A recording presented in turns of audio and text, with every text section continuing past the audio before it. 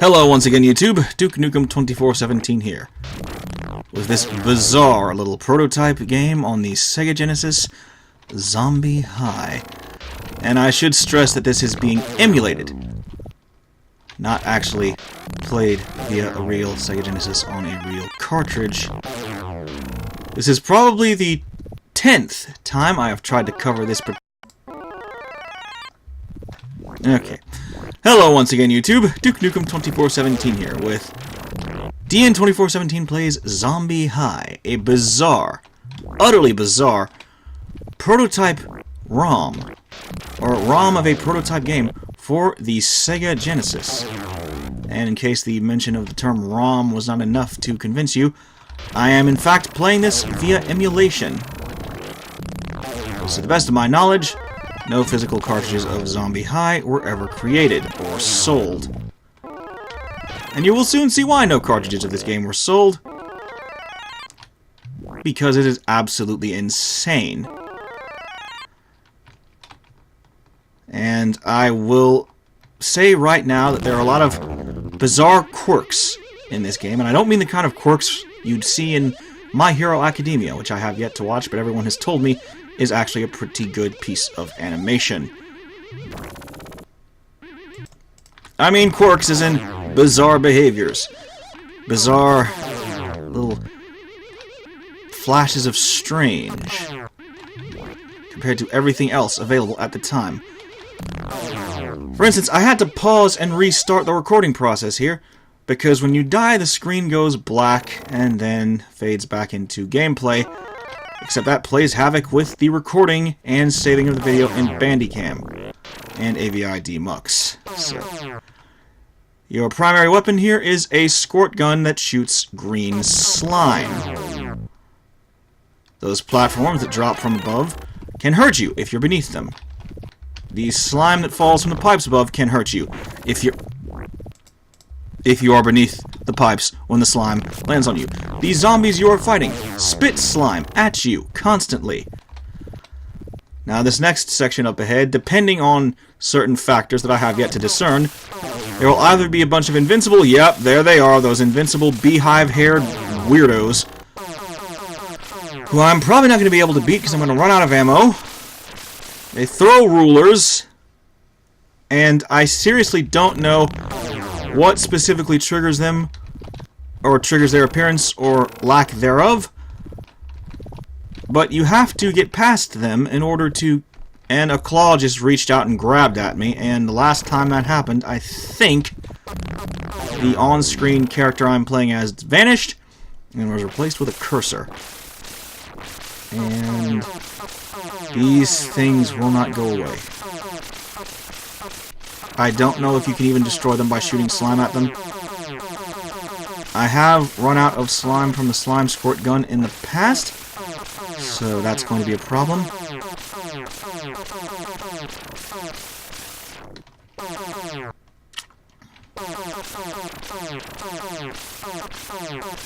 Okay, I was gonna say they were just standing in that doorway, and maybe if I go back and... Okay, and this is the only other notable thing to show you from this game, which is a tower climbing segment that is pretty much a rip-off of a level from Donkey Kong Country 2, even though that probably came out after this game was supposed to have been released, in which you blast this stupid-looking gargoyle head that spits. And that was a really bizarre technical difficulty moment there. The gargoyle head spat blood at the playable character and knocked him off the friggin' screen. And then the blood tide just kept rising and refused to recede. And thus, I had to reload from a previous save state.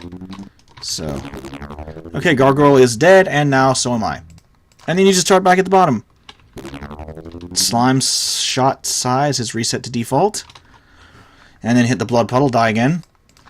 And you get to try it all over again. That's great. That's wonderful. So,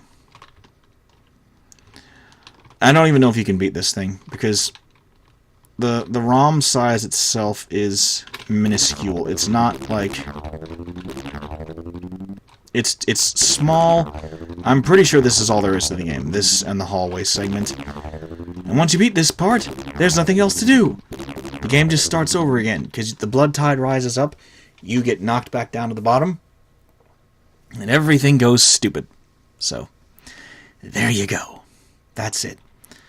Nothing more to see here, nothing to do other than just wait for this stupid thing to... this blood tide to rise up and kill your character, and that's it. That's it. And there he goes, pretty much. Yep, he's dead. And apparently I'm not done yet, because you cannot see the life counter at the start, or the top of the screen, I should say. You can't tell how many lives you have left. So I'm pretty sure that if the game had ever been finished, destroying that gargoyle head would actually open the door and let you go into the next part. But here, it doesn't do anything. You just stand here, wait for the blood to catch up, and then die. So, yeah. That's great. You can jump around if you want. You can keep shooting. You can jump back on that electromagnet-looking thing up there. It won't make a difference. You're screwed. You're screwed. You're just standing here, waiting for the end, waiting for the blood to rise up, and there it is. And that's all you can do. Pretty much you can jump if you want. It won't save you, because then it just goes over your head, and you fall down to the bottom of the level, dead. And usually it just sends you right back to the beginning of the entire thing. I don't know how many times I've died so far, or how many times this stupid character has died so far. He looks like a ripoff of Zeke from Zombies Ate My Neighbors. I don't know if I've mentioned that already, but yeah, he looks like a ripoff of Zeke. So that's pretty much all you need to know. That's all there is to know about this game. You can't beat it because the door refuses to open, and this stupid crane has that thing of you have to press the left and right arrows to move the thing back and forth. And you can see another part of the stairway up there, but I'm pretty sure that's just placeholder graphics that would have been hidden behind the status bar, which has disappeared for some stupid unknown reason. So yeah, you can't beat this game. You can't. This is where it ends, pretty much. All you can do is just swing back and forth, waiting for the blood to go over your character's head, and then you're screwed. That's it. So that is pretty much it for my coverage of Zombie High, this bizarre little prototype ROM for the Sega Genesis. That's literally all there is to this game. This hallway that endlessly loops, well, not endlessly loops, but that's pretty much the main focus of the game, and then that stupid tower where you can't even go through the door at the top of it. That's it. That's all there is. So, thank you all so very much for watching, and hopefully the next few games that I cover in DN2417 Plays are actually fully programmed, fully coded, fully completed and designed, and won't piss me off nearly as much as this one has. All I know is I'm probably not going to do any more prototype game DN2417 Plays episodes ever again on this channel, because if they're anything as bad as this one, if they're any kind of frustrating, or if they're any more frustrating than this, I may very well tear my hair out by the roots. Thank you all so very much for watching, and stay tuned for more.